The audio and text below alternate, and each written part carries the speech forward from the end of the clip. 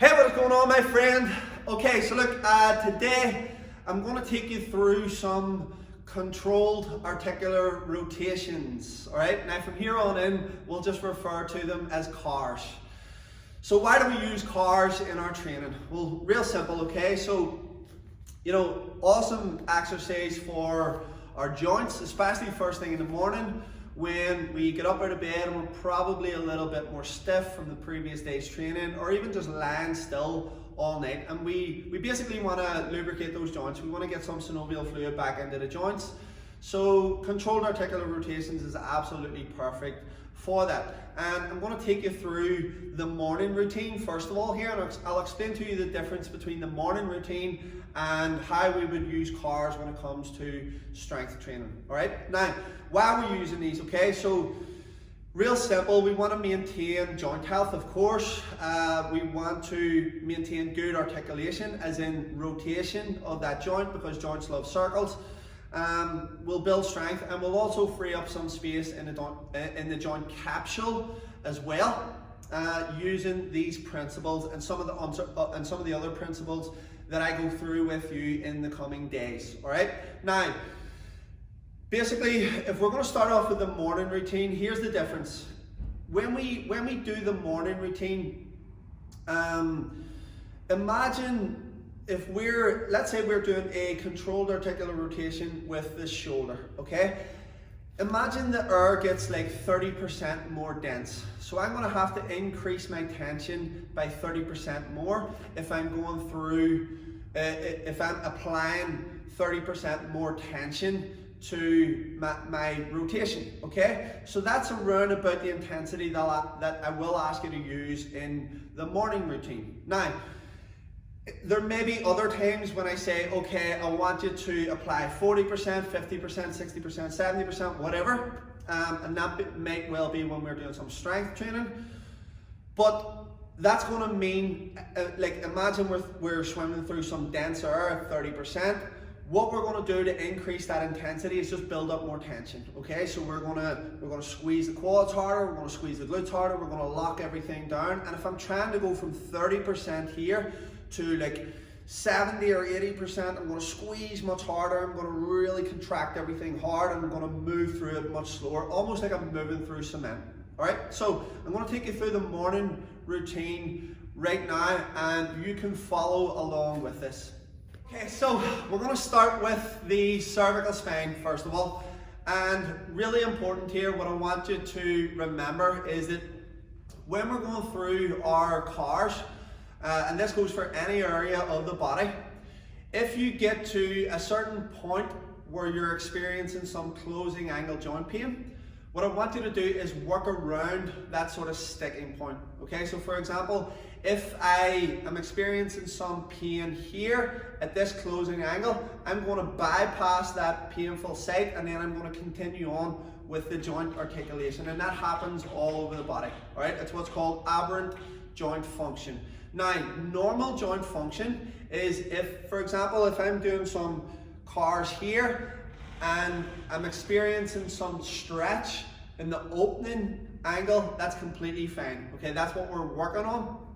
There may be times when I'm getting you to do some CARs, some peels and rails, where you'll experience some cramping as well. Again, completely normal. It's just neurological confusion. So as we're going through this process, you may experience some of those things, but the most important thing I want you to remember for now, if on the closing angle there is pain, I want you to bypass that painful site, but still continue on with that joint articulation. Okay, so here we go with the cervical spine. Real easy. We're going to stand up nice and tall, and again, if we're doing this in the morning, which we're going to use this for, I just want you to build up a tension of around about 30%, that's all. All right, so that's going to mean nice bit of tension on the abs, on the glutes, everything locked down, and I want you to pull the shoulders down.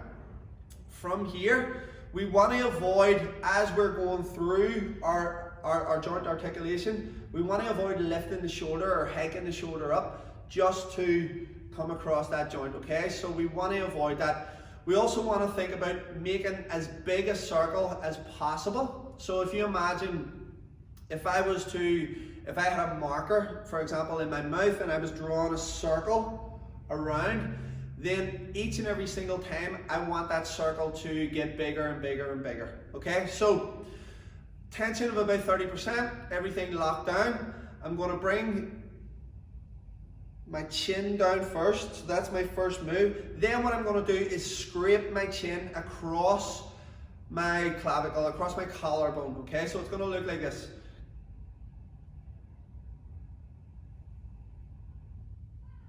Once I get to here, then what I want to do is look over my shoulder, so I'm trying to bring the head round as far as I possibly can. So I'm going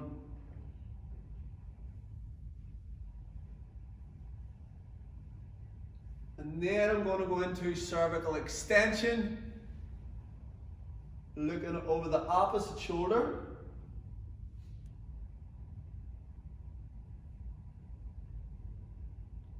Chin comes down and up. And then we can repeat that process 3 or 4 times on each side. And like I say, we're trying to work through you know, slightly more denser, so you're trying to build up a little bit of tension while we're moving through that. Next up is the scapula, and we're going to hit this one side at a time, and I'm going to talk you through exactly now how I want you to go through this sequence. So we'll start off with the right arm, and we want it fixed to our side. Okay, so we want to make sure that the hand does not come away as we're going through our rotations. All right, real important that that stays fixed to the side of the body. Now, what we're going to do basically is, starting from here, we will first of all depress the shoulders down. Again, you might get a little bit of a cramp on the lats. That's completely normal. That's fine. We want to keep that in there. Then what we're going to do is pronate the shoulder forward, shrugging the shoulder right up, elevating it right up, trying to get it as far as possible. Then we're going to retract the shoulder as far as possible, pull down into that lat again, and then squeeze at the bottom, again making sure that the hand does not come away. Let me show you from the side. So from here, pull the shoulder down, we'll go the opposite direction this time, retract, shrug the shoulder right up, hand stays fixed to our side, pronate the shoulder forward, we cramp on the pack as well, and then back into position. Okay, so now we're going to move it to the shoulder glenohumeral joint, and how we're going to do this is we're basically going to start again with the hand down by our side, thumb turned out, and our first move is basically to adduct across the body, making sure that the thumb stays turned away. From here, we're going to go into shoulder flexion, making sure again that we're moving through that tension at around about 30%. We're going to bring it up as much shoulder flexion as we can get without this happening too soon. We want to keep it externally rotated for as long as we can until we're forced to internally rotate. And we also want to make sure that we're not having any rotation of the trunk, because that defeats the purpose. We're not gaining the range that we want. We want to make sure that if we had like a laser on our sternum, that it's pointed forward. Okay, so again, watch, I'm going here across the body into shoulder flexion. Wait until that internal rotation is forced, making sure that the chest is staying forward. From here, we're going to internally rotate as much as we can. Back of the hand facing forward, and then we're going to retrace our steps.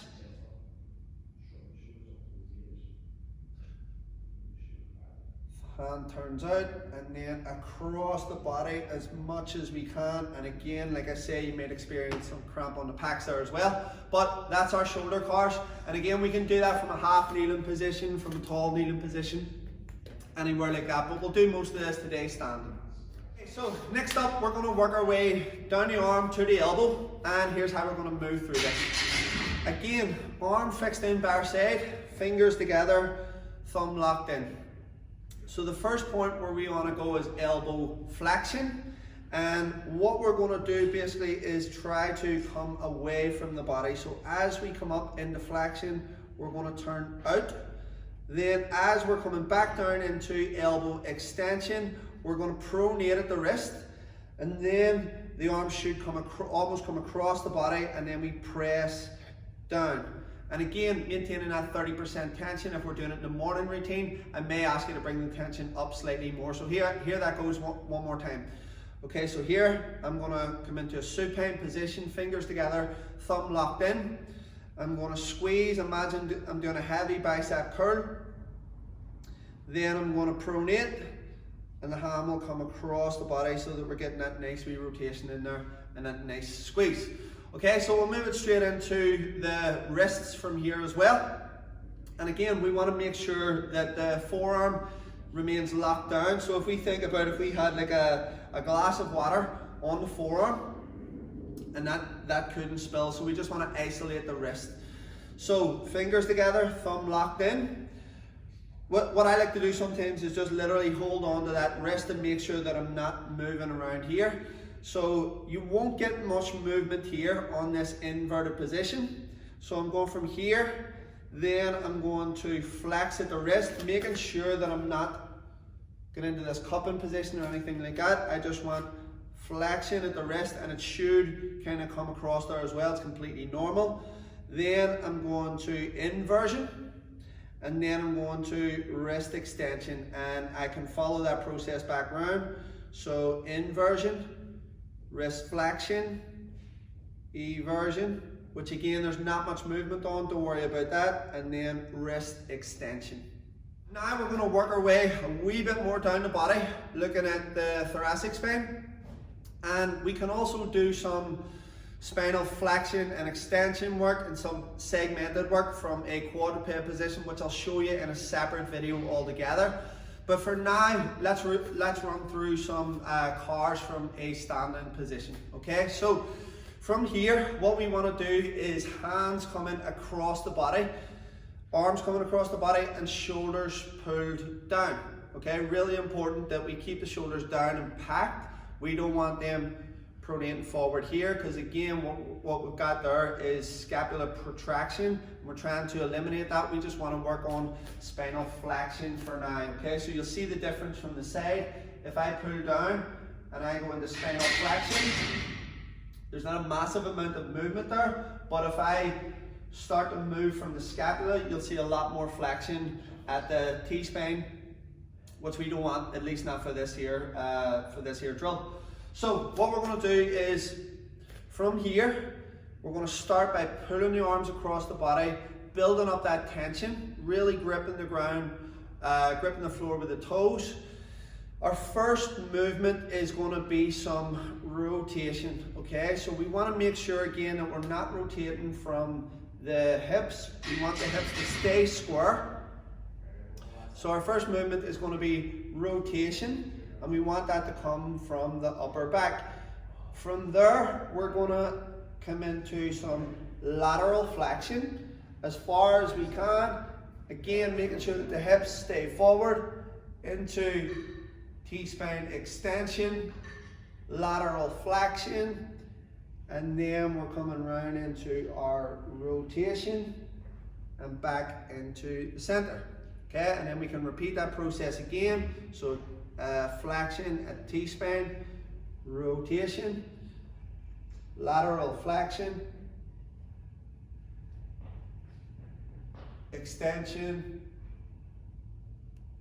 lateral flexion, rotation, and then back into the center. Okay, so now we're going to move it down to the hip capsule. First of all, you probably want to grab something to help stabilize. We're not working on stability just yet. This is solely mobility, so if you want to hold on to like a door frame, post, anything, squat rack, whatever it is, go ahead and do that. If you can stand against something that's going to stop you from basically leaning to the side or anything like that, even better, okay? Because again, we want to isolate this joint, making sure that we're getting full joint function, full joint articulation with the moving leg, okay? So here's how this is going to go. I'm going to use this to stabilize me slightly, and our first motion, basically we're going to go into a slight bit of hip flexion. Now, as you'll see here, I'm keeping a plantar flexed position with my foot, okay? So dorsiflexion, plantar flexion. I'm going to maintain that throughout. Both matter, but for the purposes of showing it, I'm going to keep this position. So my first point, I'm coming across my body, okay? So this is hip adduction, I'm bringing the foot right across.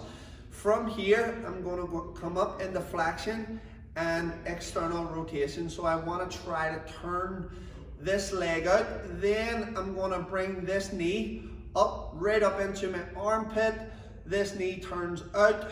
Then I'm going, watch, internal rotation, and then come down, okay? And I can relax at that point. So watch again. I'm going to extend at the hip, externally rotate. Knee comes right up into that armpit, across the body, external rotation, adduction, and then back into position. And again, we can repeat that 3 or 4 times. Really tough on that one. So next up on our morning routine, we're going to work on the knee. And this is going to be really simple. We're just going to go through flexion and extension. But as we're doing that, we're going to move the ankle through inversion and eversion as well. And it's going to look like this. So I'm going to start here. I want to make sure that I'm not fully externally rotating here at the hip. I kind of want to keep this face on, but where I want that external rotation to come from is the ankle, as you'll see. So bad position, good position. Then what I'm going to do is flex at the knee. Then I'm going to invert and I'm going to extend at the knee. Okay, so watch again. I can reverse it here. So I'm going to keep this inverted position, then I'm going to evert, and then I'm going to extend at the knee. I'm going to go through that 3 or 4 times. So from here, we will move it on to the ankle, and I'm going to show you. So we'll basically have a seat on the floor. And what we're going to do is, this arm is going to come under. We'll fixate that knee in, and we'll use this hand to fixate the knee in as well. And we want to take our ankle through a full controlled articular rotation, which is going to mean, first of all, dorsiflexion. Now, really important, we don't want to be dorsiflexion from the toes. We want to be dorsiflexion from the ankle and limiting the amount of movement on the toes. So from here, then I'm going to evert the ankle. Again, not much movement on that, like the wrist. Then I'm going to go into extension, and then I'm going to invert the ankle, slightly more movement, and then up into dorsiflexion. And again, we'll repeat that 3 or 4 times. So listen, that is the morning routine. It shouldn't really take you that long. And again, we want to make sure that we're getting full articulations, trying to create as much space in that joint capsule as possible.